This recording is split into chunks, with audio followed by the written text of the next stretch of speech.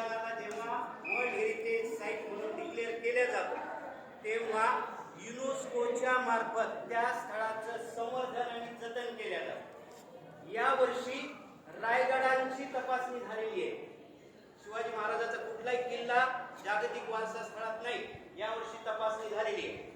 एक तर cultural importance असणारे ठिकाण किंवा नॅचरल इम्पॉर्टन्स असणारे ठिकाण, या दोन्ही पैकी एका ठिकाणाची निवड वर्ल्ड हेरिटेज साईट म्हणून केल्या जाते.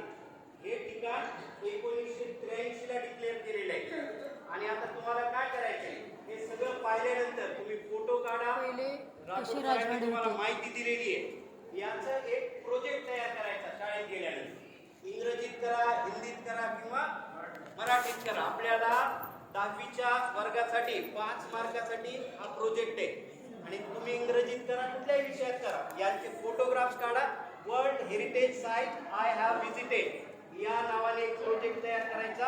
आणि जी काही माहिती तुम्ही पाहणार आहे, आता सरांनी सांगितलंय इसवी सन 600 ते 1000 या दरम्यान या लेण्या सगळ्या कोरल्या गेलेल्या आहेत.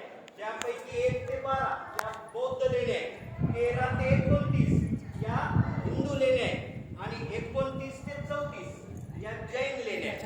अशा 3 धर्मांमध्ये यावर एक लक्षात येतं की त्या काळामध्ये धार्मिक सहिष्णुता चांगल्या पद्धतीने होते. म्हणजे 3 धर्माचे स्थळ एका ठिकाणी असणं हे आजच्या काळात आपल्याला पाहायला मिळत नाही, पण त्या काळात अस्तित्वात होतं. सौहार्दाचं वातावरण धार्मिकतेच्या बाबतीत या ठिकाणी होतं. आणि या लेण्या चालुक्य यांच्या घराण्यापासून सुरुवात झाली होती. त्यानंतर चित्रकूट घराणं हे राजा होते आणि शेवटचा होता यादव. या 3 राजांच्या कार्यकाळात या लेण्या कोरल्या गेलेल्या आहेत. त्यातली सगळ्यात महत्वाची त्याची माहिती तुम्हाला सांगितलेली आहे. या लेण्या पाहत असताना आजूबाजूला तुम्हाला हिंदू देवदेवतांच्या मूर्ती कोरलेल्या आहेत. त्यापैकी महत्वाचा हा हत्ती आणि या ठिकाणी असणार हे स्तंभ. या 2 गोष्टी महत्वाच्या आहेत. मध्ये मंदिर आहे, आजूबाजूनी बरेचशा हिंदू देवदेवतांच्या मूर्त्या कोरलेल्या आहेत. आता भूगोलाची माहिती जर पाहायला गेलं तर सरांनी सांगितलं की हे देवगिरी पर्वतावरचं हे ठिकाण आहे. हा जो दगड दिसतोय हा बेसॉल्ट प्रकारचा आहे. कुठला आहे? बेसॉल्ट प्रकारचा दगड आहे, ज्या दगडाला वरतून कोरत आणलेलं होतं. आता बऱ्याच वेळेस जेव्हा परकीय लोक इथे येतात, आपण एंट्री करून या गेट मधनं आलो, बरोबर आहे की नाही? गेट मधनं आलं, गेट छोटे आहे, त्यांना बऱ्याच वेळेस प्रश्न पडतो की ही एवढी मोठी मूर्ती तिकडून कशी आणली? ती आणली त्या गेट मधून काय केलं? कोरली. वरतून हा एक सिंगल दगड होता. सरांनी सांगितलं त्या पद्धतीने 5000 टन यातलं वेस्टेज बाहेर निघलेले.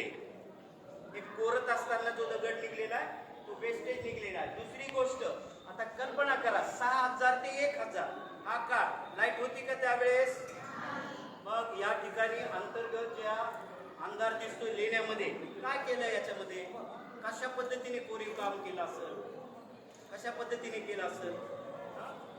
रिफ्लेक्शन ऑफ लाईट त्यावेळेस भारतीय लोकांना माहित होतं आणि किरणांना रिफ्लेक्ट करून त्या गुहेमध्ये नेऊन इंट्रिकेट छोटं छोटं काम त्यांनी कोरीव काम केलेले.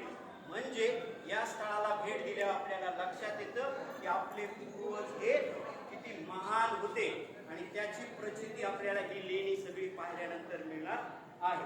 हे सगळी माहिती काय करायची? प्रोजेक्टच्या रूपाने छानपैकी तयार करायची. ज्या विषयाची केली त्या विषयाच्या शिक्षकाकडे ती सबमिट करायची. क्लिअर झालं? आता व्यवस्थितपणे सगळी लेणी पाहून घ्या.